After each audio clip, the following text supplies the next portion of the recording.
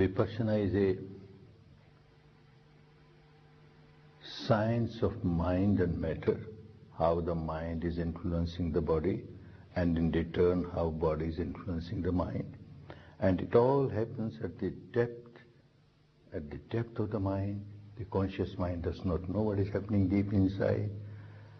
And one keeps on developing a habit pattern of reacting with craving whenever there is a pleasant sensation, reacting with aversion whenever there is unpleasant sensation. And constantly there are sensations throughout the body, pleasant, unpleasant, pleasant, unpleasant. The conscious mind may not react, but the deep unconscious is constantly reacting. It has become the slave of its own habit pattern of craving, aversion, craving, aversion. All other impurities of the mind, all other defilements of the mind are just product of these two, craving, aversion, craving, aversion. And whenever one generates craving or aversion, one loses the peace of the mind, the harmony of the mind, the balance of the mind. One becomes a miserable person. Without knowing that I am harming myself, one keeps on harming oneself. There are other techniques, we are not here to condemn them. Those techniques work at the surface level of the mind, to calm the mind, perfectly all right, to purify the mind, perfectly all right, but just on the surface level, or maybe slightly deeper. But this works, it starts working at the root level. The root level of the mind is constantly in contact with body sensations. Mind and matter are so interconnected, constantly, and there the habit pattern of craving, aversion is going on. So you have to break that habit pattern, for which you have to go to the depth of the mind.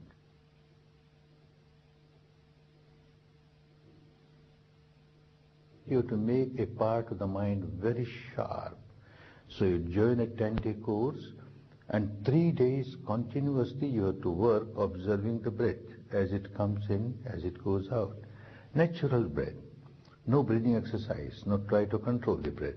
Natural breath as it comes in, as it goes out, keeping your attention on a small area below the nostrils, above the upper lip. And because you are with the truth, there is no imagination, there is no verbalization, there is no visualization, there is no self-suggestion, auto-suggestion, just the truth that you are experiencing the breath, coming in, going out, coming in, going out, and a small area. Continuously are working for 3 days. This makes the mind very sharp, very sensitive. And at the end of 3 days one finds that you start feeling subtler realities. Besides the breath, there are so many other realities. You feel sensations in this area, different kinds of sensations, which normally you don't feel. Your mind, conscious mind, feels only very solidified, intensified, intense, gross, unpleasant sensation like pain, pressure. That is easy, people feel it. But there are so many other sensations throughout the body, all the time. Some of them are so subtle, just oscillation, very subtle oscillation. So mind must be trained to feel all kinds of sensations. And then from the 4th day onwards, you feel those sensations throughout the body. So you are developing your faculty to enable you to feel all types of sensations in the body. And another part of Vipassana is, when you are aware of sensations, you change the habit pattern, don't react. Whether pleasant sensation, unpleasant sensation, just observe objectively. Whatever is happening, keep on understanding, this is not eternal. Whatever sensation arises, it does not stay forever. Very unpleasant sensation as a result. Gross sensation. It arises, seems to stay for some time, but ultimately passes away. Sooner or later passes away. And when it turns into very subtle sensations, then it is mere vibration, arising, passing, with great rapidity. So the same characteristic makes no difference.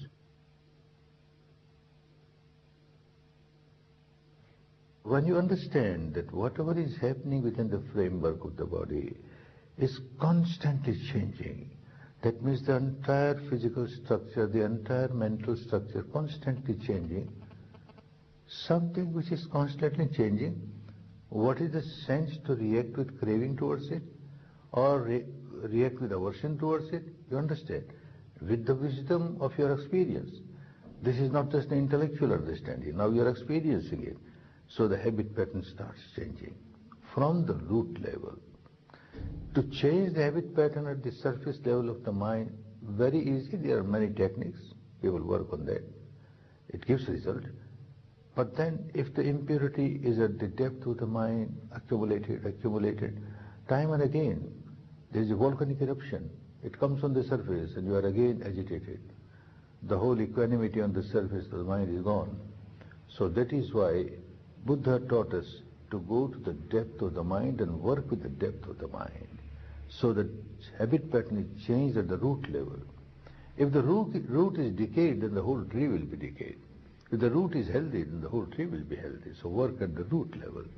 And he gave this wonderful technique. At the root level, mind is constantly in contact with body and body sensations. If you are aware of that and you are not reacting, your mind is becoming healthier and healthier, more and more wholesome. You live a better life. When the mind is pure, free from negativities, free from craving, then it generates love, compassion, goodwill. Instead of negative emotion, you start generating positive emotion, which is good for you, good for others. When you generate negative emotion, you are the first victim of your negativity. You become so miserable, and you make others miserable. Instead of that, if you start generating positive emotion, you feel so much of peace and harmony. And you generate peace and harmony for others also. So you make others also happy. You are happy, others are happy. So this is a way of life, a good way of life, healthy way of life. Instead of making oneself miserable and making others miserable, now you start making yourself happy and make others happy.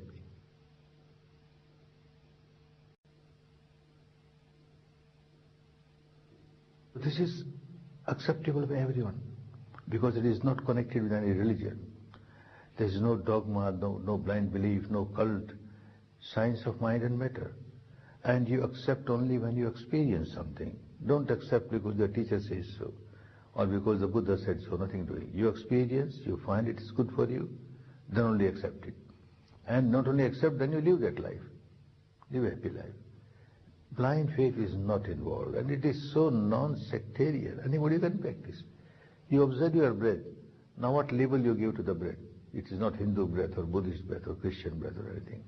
And then later on you start observing the sensations along with the contents of the mind. Say anger arises and there is unpleasant sensation.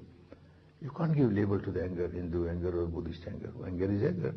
And the sensation that you get is so unpleasant. It's the same with everybody. And when that impurity goes away and you feel so much of peace, harmony, again what label? Peace and harmony is the same for everybody. So non-sectarian and so scientific, no blind faith is involved.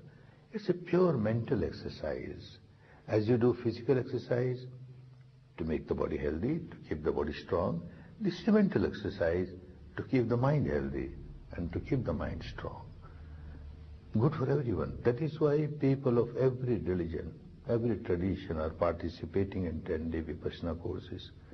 Today there is no religion in the world whose followers are not coming to 10-day Vipassana courses. When they come, they find it is our religion.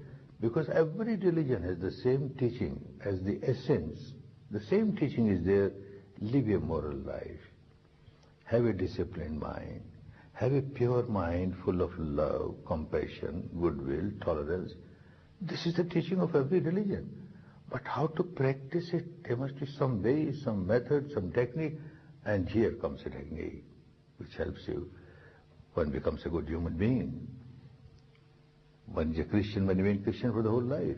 A Muslim for the whole life. A Hindu for the whole life. A Buddhist. Be a good human being. Unless you are a good human being, how can you be a good Christian or good Muslim or good Buddhist? So the main purpose of this technique is to make people good human beings. Peace within. When there is peace within, there will be peace outside. Then only there will be real peace in the world. If the individual is all the time agitated, all the time full of negativity, where is peace? After all, the society is made of individuals. And individuals are so very much unhappy and miserable. And we talk of world peace, world peace. What world peace? There can't be world peace. individuals. Of course, it may take time, but once it starts, people will start understanding that there is a way by which, practicing which, we can live a better life. And people start coming. This is what is happening.